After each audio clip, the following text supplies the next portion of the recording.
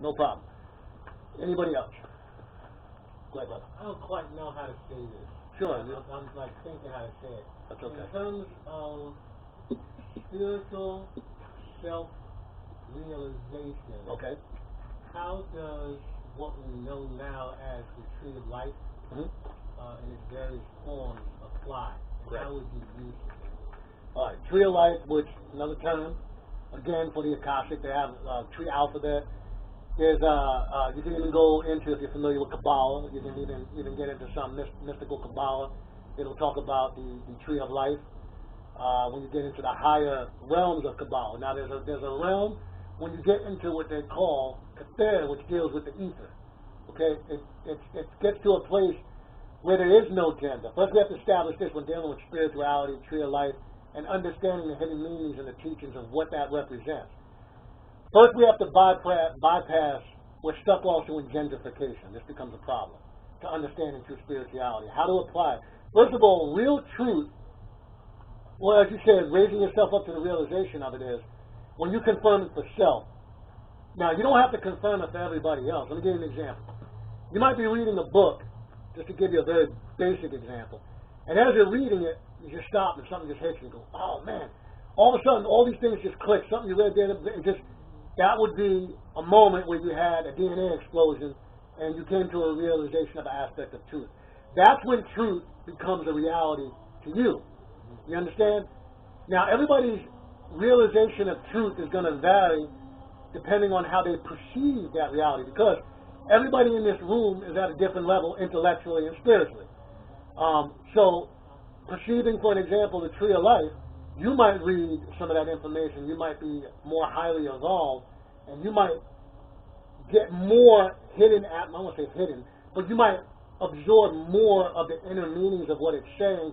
Whereas, say somebody that was maybe stuck in faith and religion, it's not gonna resonate the same truth with them as it's gonna relate to you. So the answer to your question is, you need to take, say it's that or anything else, you need to take what it is from that you can apply directly to yourself to assist you on your spiritual journey. Like the sister in the back that using the Akashic records, she's using that because it brought her to the realization of a reality of something in her spirituality. And now she has information that she can use and apply it to her situation. Just like if you're studying any culture, any information, and again, if it's the tree of life, I would take from it what resonates with you and how you can utilize those principles to assist you in evoluting on your spiritual path. That would be my answer to you, and how you can continue to raise yourself up to the reality of truth and how it applies to you. Because again, how it's going to apply to you may not apply to the sister the same way on your right, to that brother on your left, to me, etc. Because you might be perceiving this. I might look at it. You might say, hey, check this out right here. See this here? And I read it. You might have one different aspect of how it resonated with you, and I might come from a whole different aspect. And guess what? It's all correct because, remember, the principle of vibration. Okay? Everything is moving, never resting. And everybody perceives it. I would suggest that people master the 7 Hermetic principles of Tahuti, because they would give you insight to a question like that. And also, the principles of polarity, which is another principle, which is very important. Because polarities, okay, as we know, you can have different vibrational rates of energy from the same thing. It's just varying rates of polarity. That's all it is. So I would say to you, if you're talking exclusively about the tree of life, whatever resonates with you that you can apply it. If it doesn't have any significance, because this stuff I read, it doesn't resonate with me, period. I just disregard it. It's not for me. You understand? Like, it doesn't mean we have to read and absorb everything and think that it applies to us, because genetically we are a byproduct of so many different genetic makeups that just might not be a part of our DNA structure. So you have to understand that. That has a lot to do with it also. So I would look at it in that regard. So with all of these varying representations you run into with planetary assignments, the various alphabets that get overlaid onto it, none of that really matters per se. It's just about what it matters. Correct. It matters as much as it resonates with you, because, like, when you're working with the deities, I don't know if you were here when I was talking about earlier, a lot of the deities correlate to planets and astrological signs. So let me give you an example. It would matter, say, if you were working candle or spiritual magic. If you're trying to activate a certain archetype energy that was governed by a planetary influence. So to enhance that ritual, you could use those principles. But in essence, it's still all up here. So I would say, it's not that it doesn't matter, it just depends on the person and how they're utilizing it. So that's going to be dependent on you. But in essence, this is still something that's locked up in here. So I don't want to say there's no importance to script, alphabet, and symbolism is very important, especially when working magic. So symbolisms carry energy. So I would say, depending on the spiritual working you're carrying out, would determine the significance or the importance of those things. I utilize those things when I work candle magic, because I work with planetary influence. I do work with certain scripts. If you're working witchcraft and certain magic, there's certain scripts that go with that. If you're working the runes and you're dealing with rune magic, there's scripts on each one of those runes. There's symbols that resonate certain energies. So again, we would have to establish, what system are we doing, what are we using, and how is it applying. So at sometimes it's going to be relevant, and at sometimes it would be not necessary at all. It just depends on what magical working or what spiritual working you were setting out to do. So it is very important because when dealing with the archetype energies, you do have to factor in the planets, the symbols, because all of them need to tie into a constellation. All the Egyptian deities connect to a constellation. That's important when you're working to activate that energy. I was talking about the deity Ra earlier. Ra ties into the symbol of Taurus. Also connects with the animal, the bull. And if you wanted to activate the archetype energy of Ra, you would do it under the Taurus sign, or when the moon was being influenced by Taurus. And same thing with Tahuti, because the baboon deity, or you deal with the baboon, connects to the spiritual governing influences of the moon. So I'm saying that that's if you were doing spiritual magical work in that regard. But if you were trying to activate those energies by way of the subconscious mind, you can go into inward contemplative meditation or astral travel. You wouldn't need any of that stuff. Right. That goes to a whole other point. Right. So it just depends on what we were doing. So at the end of the day, you're really looking to kind of tune yourself. Right, it's an inward journey out, not an outward journey in. It's about you creating your own spiritual path. There is no right or wrong way. It's about whatever resonates with you. If you feel like, all right, I need to set up an altar here, and these are the implements I need to have on it, that's what you need to do. So people always say, well, how do I set up a sacred space? Go with your intuition. There's not one way.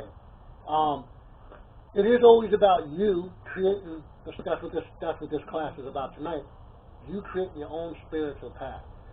And the way to see what that really means and how it holds significance is not to get caught up in one particular way. So you'll find people will say, well, you must put this on it. You must have pictures of deceased ancestors. That's fine. But is that the only way to do it? No. You do what resonates with you. Because then we're back to getting caught up in the systems of worship. So yes, by all means, you are the intelligent, living, breathing, thinking deity that's manifesting your reality every day by way of your thoughts. So you're in control. As long as you keep it's coming from within, it's correct. It doesn't matter how everybody outside of you perceives it. That's irrelevant. Because you can't have everybody else or expect everybody else to understand what your reality of truth is. That's irrelevant.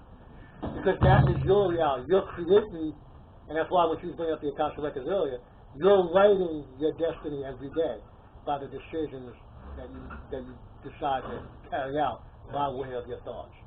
Now, we become our thoughts. So, let me take this in another direction. Sure. So, we're tuning ourselves using things that are projected from ourselves. Correct. So there's nothing really influencing us other than that which we allow ourselves to be influenced by? Exactly. Whatever you think, like here, let me give you an example. Somebody had asked a question, and there was an article that they just put out about a high percentage of male black men contracting HIV or AIDS. This new study that just came out. Somebody came on the radio show Thursday night and said, I read that and it baffled me and I was astounded. And the response to her was, it's only a reality if you accept that as a reality. You understand? That's not a reality because if you understand they have never ever ever proven that HIV manifests the disease as AIDS. I use that. We know that as a fact. So if you accept, for an example, let's use not you, if a religious person believes that Jesus is coming back for them, that only becomes a reality because they've accepted it. Now that reality can be changed to very simple if they just say, I don't believe in Jesus no more. Now, the question is, was it a reality when they did? Or was it a reality when they did not? Point is, they're the ones that made it reality. Let me give you another example. We were all, at some point in life, introduced to this concept of deity. Let me give you an example. When we were kids, we didn't know what God was. At some point in our life, when we became of age, somebody sat us down and introduced us to what concept of deity was, whatever religion we came up in. So my question is, did God exist prior to before we were introduced? Now the answer is yes, but the question is, who introduced? Who introduced? There you go. What we're trying to say is the first thing that is real, you exist. And all those that you came from, they exist. And all those that they came from, they exist. That is the divine reality. And that's something we can prove. I know when I look at my mother and father, they are real. And if we have the privilege to meet some of our grandparents, they are real. And if we've seen some of the archives of pictures or records of people that go back in our genealogy, that is real. That was the Egyptians' concept of eternal life, preserving the divine lineage of the seed. So that's a reality. You are always the one, the driving force behind the reality of the existence of the Creator. So the whole thing is God has always existed, but you are the God. So you were so busy looking outside of yourself, and you were taught that, so it's not our fault. We were taught that. And we didn't want to take the time to find out that the very Creator we were looking for, all we had to do was look in the mirror. And it's hard for some people, not saying people in here, it's hard for some people to accept that reality because they've been so conditioned to believe that there's something outside of themselves that's controlling the very existence of their lives. Now here's something very interesting. And when you really get into what the teachings of Christ really represented, nobody's teaching anything that Jesus was teaching. Nobody. He said stuff like, when you see me, you see God. What? Blasphemy. And then he said in John chapter 10, verse 34, is it not written in your law, right, talking to the Pharisees, that ye are gods? This is Jesus talking. It's not my Bible.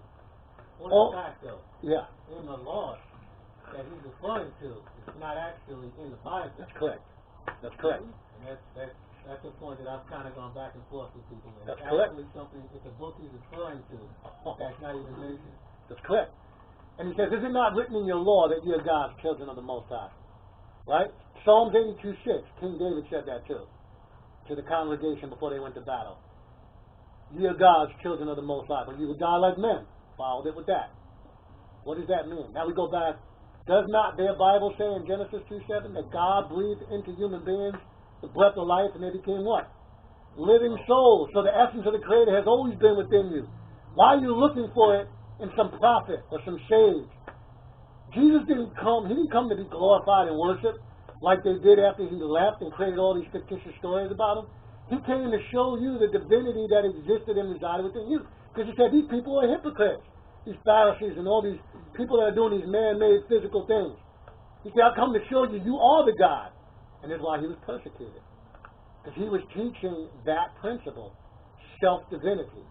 That's what the real Jesus was teaching, not this old turn the other cheek and be a wuss. Right? But then when I read the story, when they came to get his ass, he said, get some swords, we're about to fight. I'm confused. It says it right there in the Bible. Right? He said, Father, I am weak, if it's possible, but it's come to pass from me. This doesn't sound like a dude that was raised